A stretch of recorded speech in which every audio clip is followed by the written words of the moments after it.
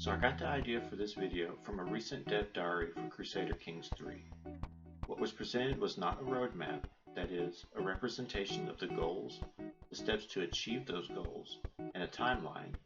What I'm laying out here is just the strategic vision without the specific goals or timeline, a floor plan, as the CK3 dev called it. The main goal for World Tools is to provide a set of tools that a world builder can use to get the result desired without being too imposed upon by the assumptions of the software. There are many great tools out there that aren't that useful to me because I already have some parts of my world already built that cannot be imported into the tool.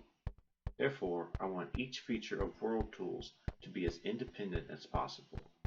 For example, World Tools can generate a height map for you with a plate tectonic simulation. But what if you already have a height map? You should be able to import that map and go from there, and you can. Each piece of World Tools was built independently and only put together at the end. To demonstrate, I'm going to take the height map we made from the Let's Build series and run it through the various tools and also show off the new features for the preview build now available on Patreon. Let's get started.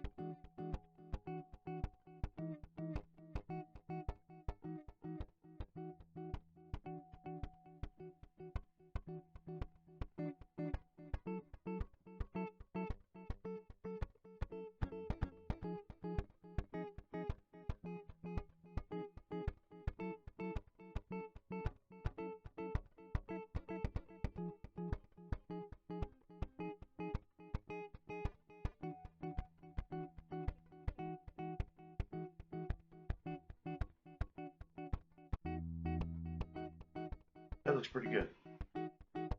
So for this new version that's up on Patreon right now, as far as new features, we have a very experimental like hydrology thing that I'm not going to show off because it's kind of hard to show. And like I said, it's very experimental. But the big change is we can change between a sphere projection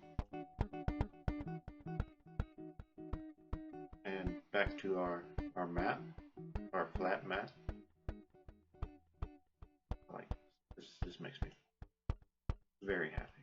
See, big old ocean over here though. Anyway, and the other thing is lots of improvements with respect to performance.